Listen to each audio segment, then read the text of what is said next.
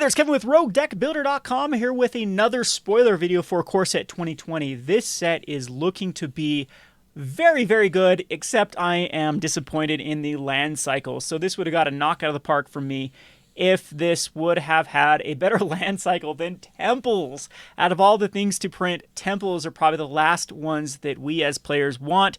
They tend to be the weakest of their runs. They're slightly better than just the guild gates, or slightly better than the gain 1 life lands that came out of Konzatark here. The scry is a little bit relevant, but again, these aren't something that players tend to play a lot of in various formats like Commander even, and there are some decks that want them in Modern like ad nauseum, but usually these are the lowest of the lows when you choose the lands that you want to actually play to put in your constructed 60 deck. So anyway, let's start off here with the card that I haven't seen yet, just was spoiled. Oh, Leyline Abundance. Yes, I have seen this one. Leyline Abundance is kind of neat. It is another leyline, a new leyline that can come into play if it's in your opening hand, and whenever you tap a creature for mana, it adds an additional green. So Elf Ball type decks might want a card like this. It does have its own little win condition of putting a +1/+1 counter on each creature you control, but I think this is more of a commander card than a constructed card. I could be proven wrong. Again, there are plenty of mana dorks in the format. There are plenty in Standard that can then tap for 2 mana, so this can turn both your Paradise Druids and your Incubation Druids into being able to tap even for more mana. So what I've seen with Leyline Abundance where this card might go in Standard is the Mass Manipulation deck. That deck is starting to take off, and virtually nothing rotates from the Mass Manipulation deck. So keep your eye on that for Leyline Abundance. Modern, again, it could have some degenerate stuff with this card. However, I think that where this card's going to shine is definitely Commander. I think Commander players are going to enjoy this. Even if you have to hard cast it, it's still a pretty decent ramp card. Alrighty, so let's get back to the Temples of Triumph, Epiphany, Malady, Mystery, and Silence. We've seen them from the Theros block. They're extremely inexpensive right now. I think the Epiphany might be the most expensive one just because it's blue-red. However, again, in my opinion, they're not very popular. They could have literally printed any other rare land cycle. Maybe not the enemy pain lands, but even the ally colored pain lands I think would be a bit more... I think they'd be more embraced than these particular ones. All right, let's go on to the next one. There's Moldervine Reclamation. This also seems to be like a commander card. And a lot of these uncommons especially feel like rares. So that's what we're learning from Magic or Wizard of the Coast, is when these rares end up being bulky for a standard set but had play in Commander, I think they've decided a different philosophy to print them as uncommons rather than rares. Also, a lot of the rares were really like they never have a chance to play in Standard because they're either too expensive or just too wonky of an ability to make it worthwhile. And then they want them in Draft, and then being rare, you just didn't see them enough. So I think that's twofold. They're putting cards like Moldervine Reclamation down to an uncommon, so you will see them more. They'll be more relevant in draft formats, as well as they won't be a feel-bad card to open up. And Commander players can still get them, and I think this is going to be a very, very popular card in Marin decks. And Marin is still one of the most played commanders. Probably is any other sacrifice-based deck. There are plenty of them in the history of Commander where Moldervine Reclamation will go in. So it's 5 mana. Whenever a creature you control dies, you gain 1 life and draw a card. So, of course, many, many decks of Black-Green Sacrifice are going to want this. My Noth deck might actually even want this. I think it's a pretty decent ability for the mana cost. We have Fry, which is another one of the cycle of the hate cards. This one can't be countered, deals 5 damage to target creature or planeswalker that is white or blue. So it's going to be a little bit late for Teferi coming to the party, but I mean, it is something that can handle the Teferi, and it can actually handle the Lyra Dawnbringer. So I wonder when they were creating the set if Lyra was still a big portion of their test meta. Lyra is definitely falling out of favor. You see it in sideboards now and again, but you don't really see many decks with it in the main anymore. But this does take care of that particular card, and yeah. Pretty welcome addition. I actually do like this philosophy. A lot of people do not like the let's hate out a particular color and build cards for that. But as an old school Magic player, I started in Revised. This was exactly how Magic was first made, that the colors had the allies and enemies, and that was their strength. The red had strengths against white and blue and whatnot, had synergies with black and green. So I'm glad that they actually came back to this sort of philosophy. Now we're going on to one of my favorite cards. I'm sure, spoiler alert, when I do my top 10 list of cards I want to brew around, which I know I need to actually brew decks when I make a top 10 list, I promise you, Core 2020, we're going to try to find the time to do so. This is Sorin, Imperious Bloodlord. So this is a 3-mana Planeswalker. Target creature you control gains Death Touch and Lifelink until end of turn. If it's a vampire, you put a +1 counter on it for the +1 ability, which is decently relevant in Standard. We have an aggressive vampire strategy. You can actually go mono black vampires pretty easily in Standard at the moment. And where this really shines, though, is the -3 ability. You may put a vampire creature card from your hand onto the battlefield. Now, I was actually surprised there aren't a lot of broken vampires in the history of Modern. Some of them are not legal in Modern that you'd want to kind of ramp out. However, there is the one out of the Chancellor of the Dross, which I think is actually quite playable for the Modern format. If you -3, so it's in your opening hand, it dishes off 3 damage and you gain 3 life, and then you're able to put a vampire card, which will be Chancellor Dross, into play, which will then have a 6/6 flying lifelinker. So I think that's actually could be a relevant turn 2 with a mana dork if you go like Birds of Paradise into Sorin and then dish off a vampire. I don't think that's the worst of things to do in Modern. All right, on the next one, this is Yarok the Desecrated. So talk about a set that is so commander-focused. This is going to be another popular commander deck, and it might actually give Muldrotha a little bit run for its money. So we're having a lot of good cards in this particular color combination. We have Atraxa, we have Muldrotha, we now have Yarok the Desecrated, which is a 5-mana for a 3/5 Death Touch lifelink. But where this shines is it's got the Harmonicon ability attached to it. So if a permanent entering the battlefield causes a triggered ability or a permanent you control to trigger, that ability triggers an additional time. So pretty decent card to build around, like Eternal Witness type effects. Blue has a ton of them with enter the battlefield effects, and it can just pretty much go nuts. I'm sure a bunch of these cards can cause infinite combos with being able to trigger multiple times.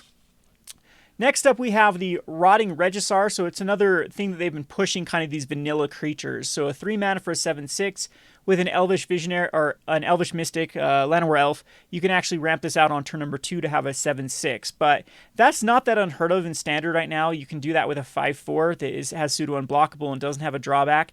So again, this card does seem powerful if you can clear your opponent's board. So you have Vraska's Contempts and then maybe a turn 2 play. Say if you're just going in mono black, turn 2 play to take out another creature. If you can clear the board for this Rotting Regisaur, it's just 3 attacks to win the game. Again, feels kind of bulky. I don't know how well this card, plenty of these in green. Now they've shifted over to black with a drawback, which is kind of, what black does. All right, so then we have another red dinosaur, this time with a Marauding Raptor. This is 2 mana for a 2/3. Creature spells you cast cost 1 less to cast, so it's a very good ramp spell. And it doesn't even say dinosaurs, just creature spells you cast cost 1 less to cast. So that's going to lead to some pretty degenerate stuff. This also makes artifact creatures cost 1 less, so there's your infinite combos with a bunch of 1 mana converted mana cost artifact creatures. And whenever another creature enters the battlefield under your control, it deals Marauding Raptor deals 2 damage to it. If a dinosaur is dealt damage this way, Marauding Raptor gets +2/+0 until end of turn. So this is an engine in and of itself too, because it's doing damage to creatures under your control. And so if it has any sort of ETB effect, so if you have a 1 mana artifact, I'll have to go through. Like right now I can think of the one out of Domineering that puts a +1 counter on something. Basically, if you have a way to then recur it back from your graveyard and cast it over and over and over, then this will allow the Marauding Raptor just to go huge, and it also gets +2/+0. So yeah, I'm sure we can find some degenerate combos right now. Looking back to like Kaladesh with then being able to cast chain cards from your graveyard, or the one that returns back to the graveyard. Like if you have multiple Marauding Raptors out or some other way to reduce the cost of it, there's got to be something that's not too far off to make this go infinite. A little bit cheesy in that aspect, but yeah, I don't know. This is a pretty decent card, decent brew round card, very interesting. All right, so we have a filler, Herald of the Sun, just a flying angel for a 4/4 for 6 mana, which can put a +1 counter on another target creature flying. This is going to be a good limited card. Probably not that highly picked up, but it is kind of a mirror breaker or a board stall breaker in the format. We'll have to see how it actually shakes out if a 4/4 for 6 is actually playable. If not, I don't know. I don't know how I feel about this card in draft, but it's just draft card. It's not limited. All right, so Portal of Sanctuary. This is another interesting card for 3 mana. 1 and tap, you get to return target creature you control, and each aura attached to the owner's hand. Activate this ability only during your turn. So this is quite interesting because there are plenty of artifacts or enchantments now, auras, that have enter the battlefield type effects. And so if you have a creature and an aura that both have ETB effects, this could get some value. It's going to take a lot to build around. It's going to take the right deck to go into, but I'm sure like Commander players are going to find a slot for this. And this is another welcome addition to the brews for Magic the Gathering. All right, now we have the Replica Magistrate. So Masterful Replication actually is what it is. Masterful Replication is you get to choose one for 6 mana, create two 3/3 artifact golem creatures, or choose an artifact you control. Other artifacts you control become a copy of that artifact until end of turn. Of course, there's some broken stuff I'm sure you can do with this, if turning all your artifacts into Blightsteel Colossuses and killing all of your opponents at once in Commander. But for the 6 mana, I mean, in Commander, there's better things to do with 6 mana. There's potentially better things in Standard too. But in the right shell, of course, this could definitely be a win condition. Back to the list here, we have the reprint of the Scuttlemutt. So Scuttlemutt is just a scarecrow that taps for any color. And then we also have the Knight of the Ebon Legion. So this is also a very interesting card with the 1 mana for a 1/2. You can give it +3/+3 for just putting 3 mana into it. So typically these cards are playable in their standard formats when you have something you can pump mana into. You have a decently aggressive 1-drop, and at the beginning of each end step, if any player lost 4 or more life this turn, beginning of your end step, not each end step, if any player lost 4 or more life this turn, put a +1 counter on the Knight of Ebon Legion.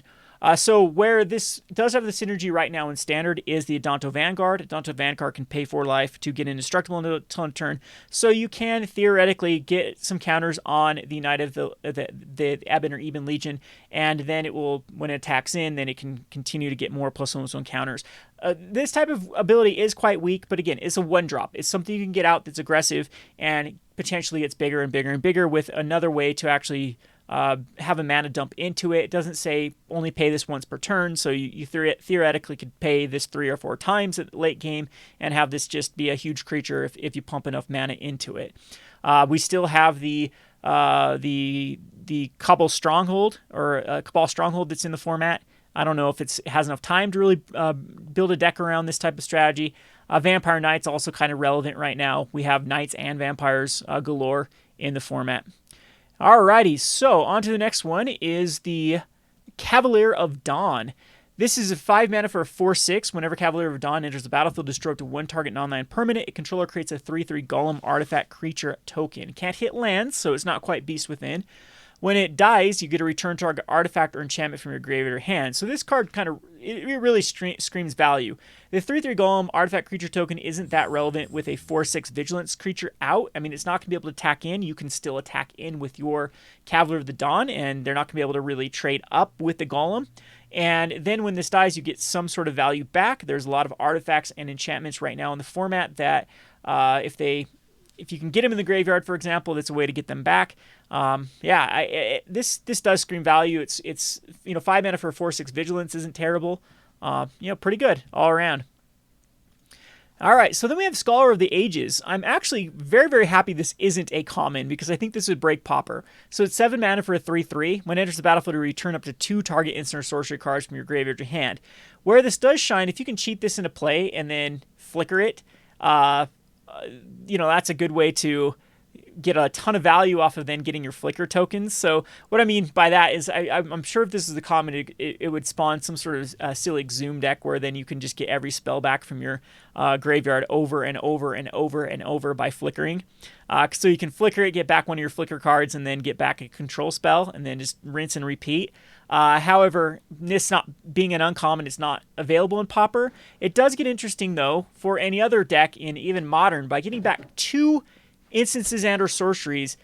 That just is begging to be broken because it like I said before, it often is going to replace the card that you flicker it with and then get back net up something. So usually I have to do this with like 2 copies. So in Pauper, for example, you need 2 Mnemonic Walls out to really start to net up spells. But yeah, really, really powerful card. Okay, so now we have the Mu Yanling, the Sky Dancer. This is also a Planeswalker that is quite this, I think it might push Mono Blue back into existence. So why I am saying that is it can protect itself, and it also can dumb down your opponent's blockers. So if they have any flying creatures, you can actually make them lose flying to get in with your 4/4 blue elemental creature token. So where I think this card really shines is an aggressive card. You got to think this as a 4/4 flyer for 3 mana, which is quite good. I mean, that's what you're expecting the elemental or the Jin right now, the Tempest Jin that exists as a 3/4 and then becomes a fourth, or is it a 3/3 or a 4/3, and then becomes a 4/4 when you get your 4th island. So I mean, it's just strictly better right out the gates than that as a 4/4 blue elemental bird creature token. And then you actually leave back a planeswalker that eventually can +2, +2, +2, and the emblem is also something you should not ignore.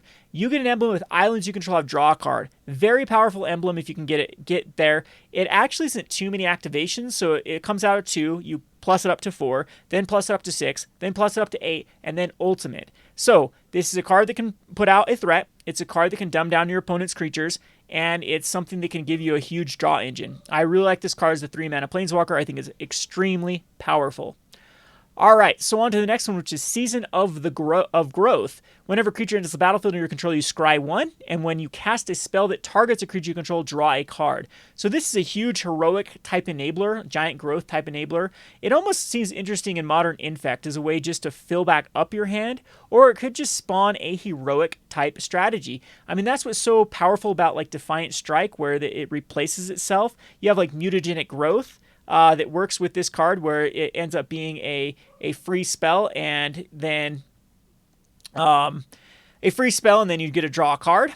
So then we have I don't know. I really like this card. I think that it's 2 mana is right where you want it to be.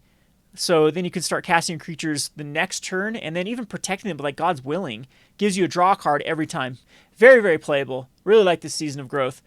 All right, next up we have the Wolf Rider's Saddle. This is 4 mana for a artifact equipment. When it enters the battlefield, you create a 2/2 green wolf creature token, then attach it to it. And then equipped creature gets +1/+1 and can't be blocked by more than one creature. So they're kind of bringing back the living weapon type effect with this. You get a 2/2, so you get a 3/3 that can't be blocked, and then you can equip it to something else. It seems pretty good in draft, probably too much of a stretch for constructed. On to the next one, which is Repeated Reverberation. This is 4 mana. Whenever you when you next cast an instant, sorcery, or activate a loyalty ability this turn, you copy the spell or ability twice. So it's giving another way to make use of your Planeswalker's activations, which there are plenty of them, especially in the negative effects in Standard at the moment, that can be quite broken with the Repeated Reverberation. So I'll definitely have to brew around that and check the Planeswalkers that have the most upside with this. But you're going to be looking for a Planeswalker that it comes out and then has a good plus, and then has a can immediately ultimate or can immediately do something very powerful, and then copy that ability with the Repeated Reverberation. So yeah, not a bad card. Captivating Gyre for 6 mana. This is just return 3 target creatures to owner's hand. Do not ignore this in draft. It's going to be pretty broken. We get another Bone Splitters. I don't think this is going to see much play in Standard right now, because we already do have another spell called Spark Harvest that essentially does the same thing, but can hit Planeswalkers.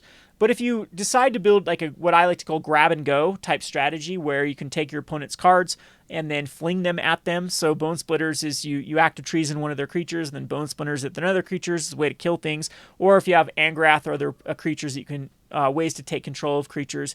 Bone Splitter is another one. This is like the 3rd one that's in Standard right now. Next up, we have Legion's End. This one actually seems very powerful for both Standard and Modern. It is sorcery speed, so keep that in mind, but exile target creature an opponent controls with converted mana cost 2 or less, and all other creatures that player controls with the same name. Then that player reveals their hand and exiles all cards with the same name from their hand. So this is potentially a very, very swingy card on turn number 2. If your opponent is on the play, they drop a 1-drop, second turn drop another 1-drop, and then you're able to Legion's End and they have one in their hand.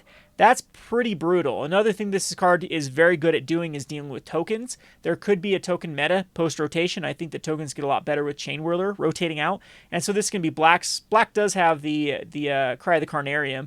But, I mean, this can actually kill things like Death Shadows that go above that. So there's a good implication in Modern. You get to take care of 2 Death Shadows. You get to take care of, 2 Young Pyromancers particularly, or 2 Delvers. I'm trying to think of other decks that play a lot of 1-drops. Humans might have multiple 1-drops out.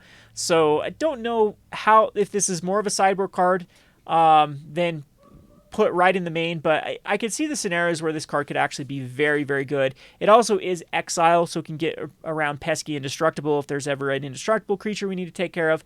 But it is mana cost 2 or less, so it's not getting rid of like prized amalgams. It's not getting rid of a lot of the cards that do recur. Next up, we have Unchained Berserker, protection of white, and gets +2/+2 as attacking, so good draft card, not that great. I think there's just better things with mono red.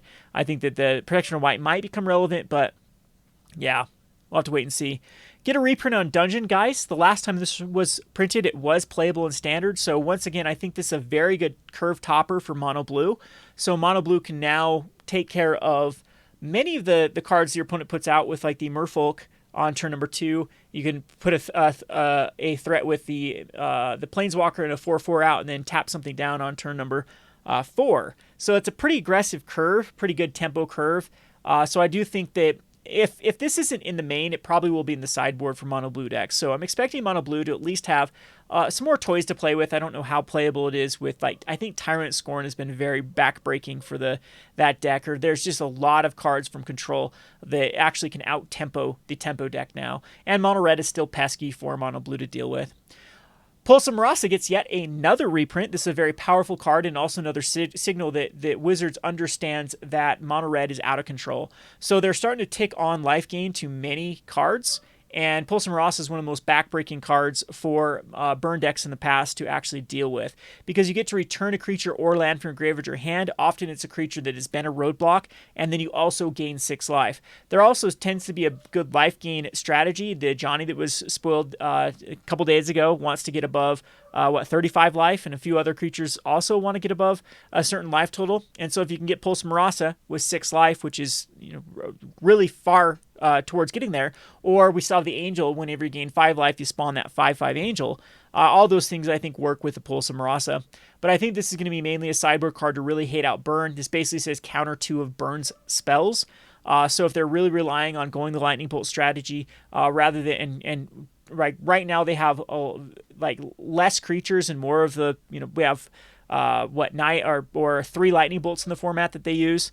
Pulse of Marasa basically says counter 2 of them and possibly put out another roadblock. So great addition to Standard. I'm glad we're seeing more of these type of cards come back because of just how much they push Mono Red. Pacifism gets a reprint, nothing special there. We have Leyline of Anticipation, which is one of the ley lines that is very expensive. Decent in Standard at the moment with being able to cast cards as Flash. Yeah, that's pretty good with like even mass manipulation decks, maybe for the sideboard, bringing in Leyline of Anticipation. I'm pretty sure we'll see this in sideboards. I don't know if many decks will want it in the main. It's very good against control mirrors when you get to cast all your cards as Flash and your opponent doesn't. So flashing in Planeswalkers in a turn, keeping up counterspell manas, that is very, very crucial. All right, then we have Hanged Executioner, 3 mana for a 1/1 flying. When it enters the battlefield, create a 1/1 white spirit creature token with flying. And then 4 mana, you can exile target creature. So it's a decently aggressive card that puts out 2 1/1s for 3 mana with flying. And then you can actually use it to then get rid of your opponent's best threat. So might be a token sideboard card. It's definitely not that.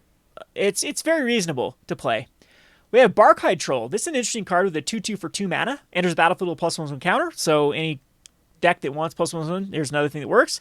And they can remove a +1/+1 to give it hexproof, so you can protect it for a spell or something. So 3/3 for 2 is quite aggressive, especially when you have Merfolk Branchwalker rotating out of the format. You also have the elf, one of the elves that's rotating out of the format. So I think this one will be a good mono green. The problem is mono green gets a lot worse post rotation for sure.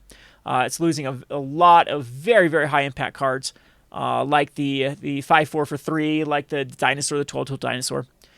Field of the Dead is the next one. Field of the Dead enters the battlefield tapped. You add a colorless mana, and whenever Field of the Dead or another land enters the battlefield under your control, if you control 7 more lands with different names, create a 2/2 black zombie creature token. So this one's kind of fun with Scapeshift in the format right now, because if you do Scapeshift at turn 7, you can go get a Field of the Dead. You can go get 6 other lands with different names. and then you can create a bunch of 2/2s. So you create 7 2/2s at that point. Is that powerful enough to make Scapeshift C play in a deck like this? Probably not, but it will make for an interesting brew. Next up, we have the Overgrowth Elemental, 3 mana for a 3/2. Whenever the battlefield, put a +1/+1 counter on another elemental creature you control. And whenever a creature you control dies, gain 1 life. If that creature was an elemental, you put a +1 on the Overgrowth Elemental. So this set will have an elemental type theme. There are plenty of elementals in the history of Magic where this can synergize with. And yeah, it's not too bad. I don't know if Elemental Tribal will be a thing. We'll have to wait and see if there's enough of them out there. But it's an aggressive curve for a 3/2 that potentially makes something else bigger and then potentially can get bigger itself. Bit of a stretch. We have Grow Cycle, which is a +3/+3 until it turns to a creature, and again gets +2/+2 for each other Grow Cycle, so it scales well. Where this is really fun is in Draft. If people leave this open, you get 6 or 7 of these. I'm looking at MTG Arena when the bots end up being stupid and allow you to have, what was the last draft I did? I got 7 1/1 cats with lifelink. They give +1/+1 counters because the bot just didn't pick them up. I'm assuming they're going to have very similar scenarios in MTG Arena with Grow Cycle just being pretty bad giant growth and then starting to scale massively. I don't know if it's playable in like Infect. +5/+5 for 2 mana is decent, but at that point you've had to spend a ton of resources. Maybe on a way to get cards into the graveyard with Grow Cycles, but yeah, it's still a huge stretch. Convolute gets a reprint. Counter target spell unless pay 4. We have a lot of very efficient counter spells right now in the format. Don't know if this one is going to outshine any of those. Loyal Pegasus gets a reprint, which I actually think it's in a good place in Standard, because in Mono White it's actually not terrible. It also is pretty good in like a Boros deck with a haste creature coming out later on. All right, so the Golos, Tireless Pilgrim. This is another one of the commanders that is very, very interesting. Enters the battlefield, you may search your library for a land card and put that card onto the battlefield tapped, and then shuffle your library. And then you can exile the top 3 cards of your library and cast them without paying their mana cost. So this is a deck that wants to ramp, and then is going to get a massive ability to cast a lot of cards. This is another card that should spike the price of Training Grounds. So Training Grounds is already going up in value. I'm expecting Training Grounds to be $40 when the dust settles with all the cards that are now synergizing with it. It's already going to be going in all the sliver decks that have been spawned up.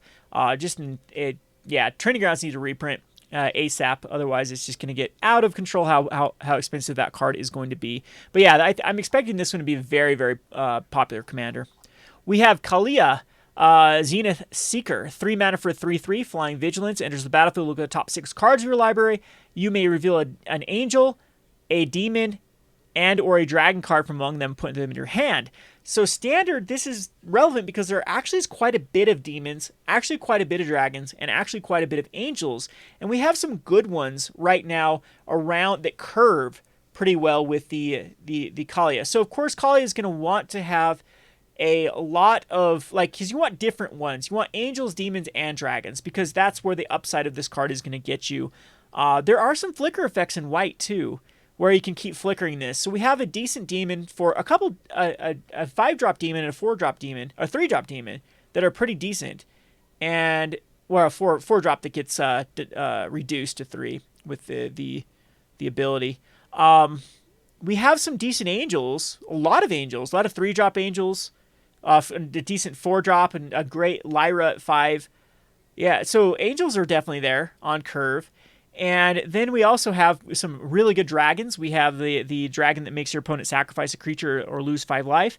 We have like all the Nicol Boluses and Nimazet type cards, and they could go in. I don't know at that point. A lot of those have blue in there, but there is a lot of red dragons still. Yeah, there's plenty of red dragons that are quite decent. We have the Riot one as well, that's red, that sees a lot of play. So I don't know, Kalia seems like it's playable. If you could hit 2 to 3, you look at the top 6 cards too. So if you can hit like 2 to 3 cards that leads back a Flying Vigilance 3/3 that then eats a Lightning Bolt, that's very reasonable. It can find copies of herself too. So I think this is playable. I actually do. I like this card.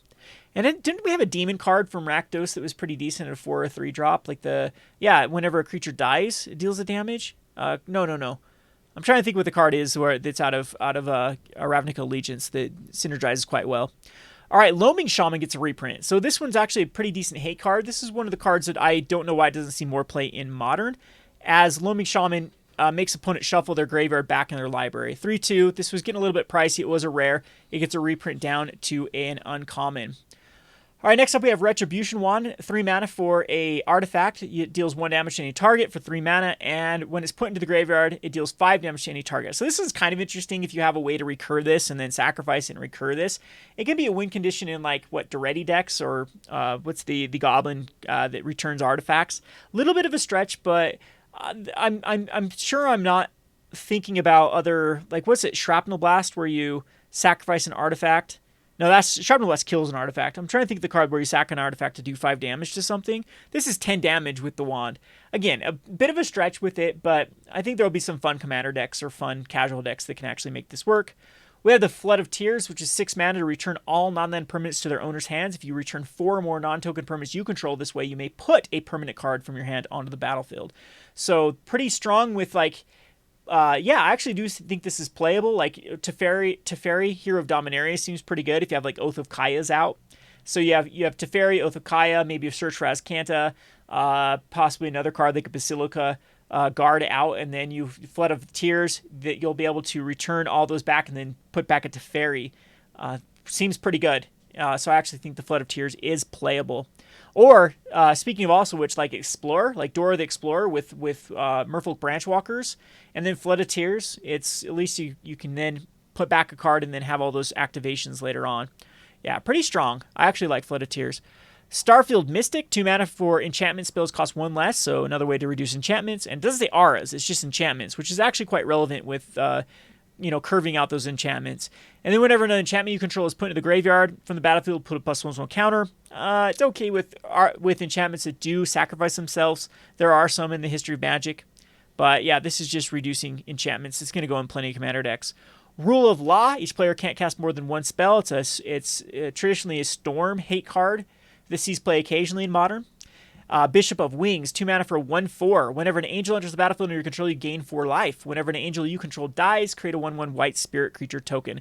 Almost synergizes with the angel, the 3 mana out of Core 2019. You have to figure another way to gain another life. So if you have a Soul Sister type card and Bishop of Wings, it will trigger. So there's no Soul, okay. So you need Johnny's, so this is the combo right now in center. So a Johnny's Welcome with Bishop of Wings into the 3 mana angel, and then it does trigger.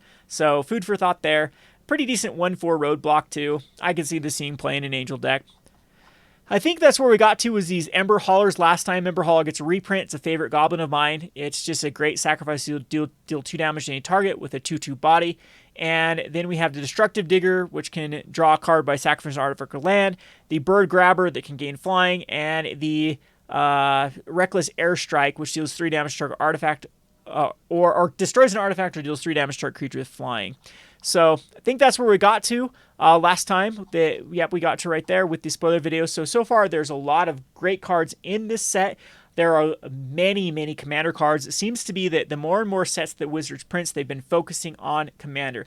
They've realized that is their breadwinner. That is what's leading to probably more sales than both standard and modern now. And yeah, so that's the game now. We're playing Magic the Commandering.